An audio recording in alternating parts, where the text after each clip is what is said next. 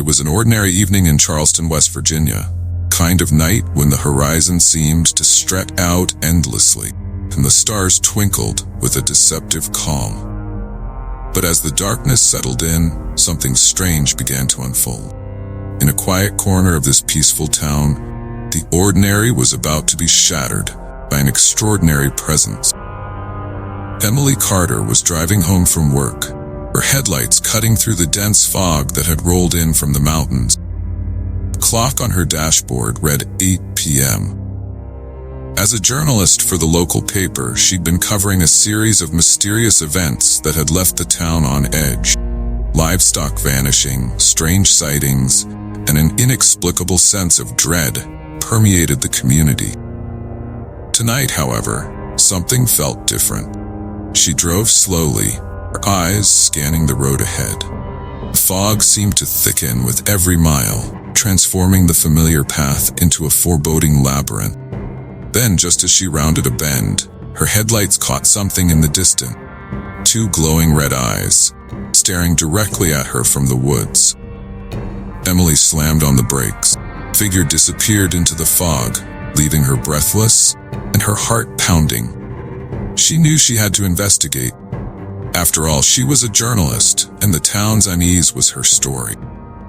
With a deep breath, she turned off the engine and stepped out of the car, her flashlight trembling in her hand. The woods seemed alive with whispers as she ventured deeper. The trees were gnarled, their twisted branches reaching out like skeletal fingers. Emily's flashlight beam cut through the darkness, revealing glimpses of distorted shadows dancing on the forest floor. Suddenly, she heard it. Fluttering sound, like the beating of enormous wings. Emily spun around, her flashlight revealing nothing but trees. The air grew colder, and a shiver ran down her spine. She couldn't shake the feeling that she was being watched. Back in town, rumors were swirling about the creature that had been spotted. Some said it was a bird. Others claimed it was a harbinger of doom. But as the days passed, Emily began to suspect there was more to the legend than mere superstition. Her research led her to old newspaper clippings and dusty archives in the local library. The Mothman, a name that echoed through the ages, was said to be a cryptid, a creature with red eyes and enormous wings, peering before great tragedies. The original sightings had occurred decades ago, but the legend never truly died. Emily was determined to find out what was happening. She interviewed locals, each adding their own twist to the story. Mrs. Reynolds, an elderly woman who had lived in Charleston her entire life, spoke of an old tale passed down through generations. She claimed that the Mothman was a guardian, sent to warn people of impending disaster. But with a dark twist, it thrived on fear. As Emily delved deeper, she discovered that the Mothman wasn't the only entity linked to the recent events. Reports of other strange occurrences, disappearing pets, inexplicable noises, and vivid nightmares began to surface. Emily's investigation led her to a forgotten part of the town's history, an old asylum that had been shut down decades ago. It was rumored to have housed patients who claimed to see visions of the Mothman. Determined to find answers, Emily and a group of friends ventured to the asylum. The building was a decaying relic of the past, its windows shattered and its walls covered in graffiti. As they explored, the air grew thick with an oppressive silence. Every creak of the floorboards, every gust of wind seemed to carry with it a sense of impending doom. In the asylum's basement, Emily found a series of journals, their pages filled with ramblings about the Mothman. The entries spoke of a ritual performed by the asylum staff, a ritual to summon the creature and bind it to the mortal realm. The ritual had failed, and the asylum's inhabitants had been driven mad. Emily realized that the recent sightings were not mere coincidences. The Mothman was back, and this time, it was more than just a harbinger. It was an entity bound to the town by a forgotten ritual, feeding off the fear and chaos it caused. The sense of dread in Charleston grew unbearable. Emily's friends began to experience horrifying visions. glimpses of a dark figure with glowing red eyes lurking in the corners of their lives. The town was on edge, each person more fearful than the last.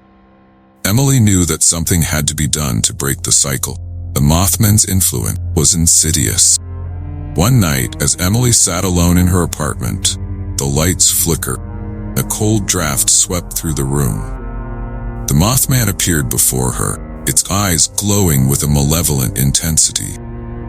Emily felt an icy grip around her heart as the creature's voice filled her mind.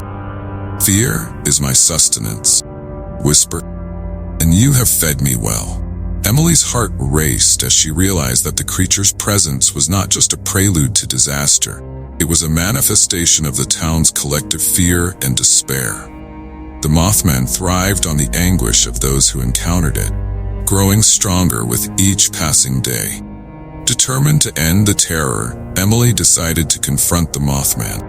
She gathered her friends and led them back to the asylum, where she hoped to find a way to break the ritual's hold. In the asylum's depths, Emily and her friends discovered an old, hidden chamber. Inside, they found a ritualistic altar, covered in strange symbols. It was clear that this was the site of the original summoning. As they prepared to perform a counter-ritual to banish the Mothman, the air grew heavy with an oppressive force. The Mothman appeared, its wings casting dark shadows over the chamber. The creature seemed to grow larger, more menacing, as it fed off their fear. Emily and her friends began the counter-ritual, chanting the words they had found in the asylum's journals. The Mothman roared in fury, its red eyes blazing with rage. The chamber shook, and the very walls seemed to close in on them.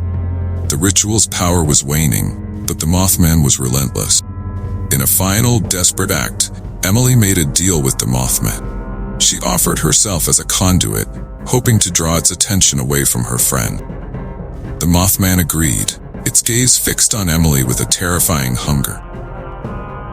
The next morning, the town of Charleston was silent. Emily's friends were found wandering the streets, dazed and traumatized, but alive. They spoke of a dark entity that had been vanquished, but at a great cost. Emily was nowhere to be found. The asylum was abandoned once more, its dark secret buried deep within its crumbling walls. The Mothman had been banished, but its legacy of fear lingered. Emily's sacrifice was remembered as a tragic tale, a reminder of the darkness that lurks in the shadows of human fear. In the years that followed, Charleston never fully recovered. The town's residents spoke of Emily with a mixture of reverence and sorrow, her name becoming a symbol of the price one pays when confronting the unknown. The Mothman was gone, but the scars it left behind served as a chilling reminder of the darkness that can seep into even the most ordinary of lives.